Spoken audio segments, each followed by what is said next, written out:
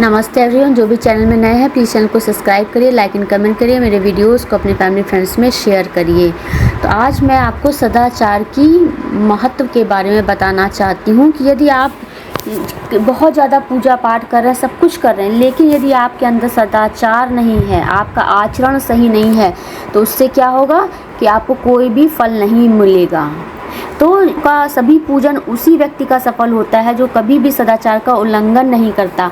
आचार से धर्म सफल होता है, आचार से ही मनुष्य स्वर्ग का सुख भोगता है, आचार से ही आयु प्राप्त होती तथा आचार अशुभ लक्षणों को नष्ट कर देता है।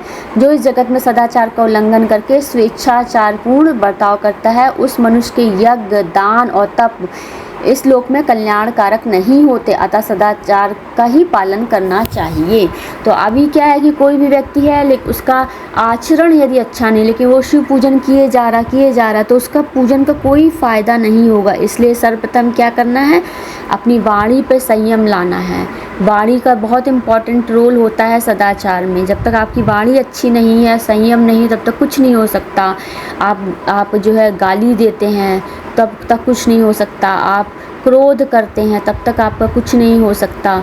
तो वहाँ पर पूजा करने का कोई भी महत्व नहीं होता है। तो पूजा करने के साथ साथ जो है आपका खान पान शुद्ध होना चाहिए, आपका व्यवहार कुशल होना चाहिए, आपका आचरण जो है सबके प्रति अच्छा होना चाहिए, अपने परिवार के प्रति, अपने मित्रों के प्रति और समाज के प्रति जो है आपका आचरण जो है वो अच्छा होना चाहिए।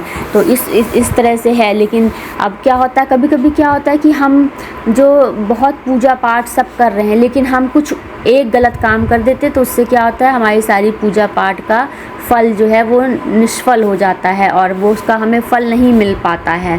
तो हमें सभी बातों का विशेष ध्यान रखना है। सभी बातों का विशेष ध्यान रखेंगे तभी जो है कुछ हो पाएगा, अदरवाइज़ नहीं हो पाएगा।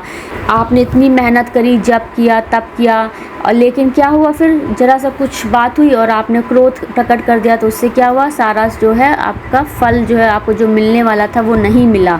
तो भगवान शिव जी का जब पूजन करते हैं तो स्पेशली उसमें ध्यान रखिए कि जो सदाचार का उल्लंघन करेगा भगवान शिव उससे प्रसन्न नहीं होते हैं। तो इसलिए हमें अपने आचरण को संयम तरीके से, अपने व्यवहार कुशल पूर्वक रह के करते हुए भगवान का पूजन करना है। भगवान से प्रार्थना करनी, विनम्र प्रार्थना करनी है भगवान से कि भगवान हमारे सभी पापों के लिए हमें क्षमा करें और हमें अपनी भक्ति का अवसर प्रदान करें। Thank you everyone. नमस्ते एवरीवन।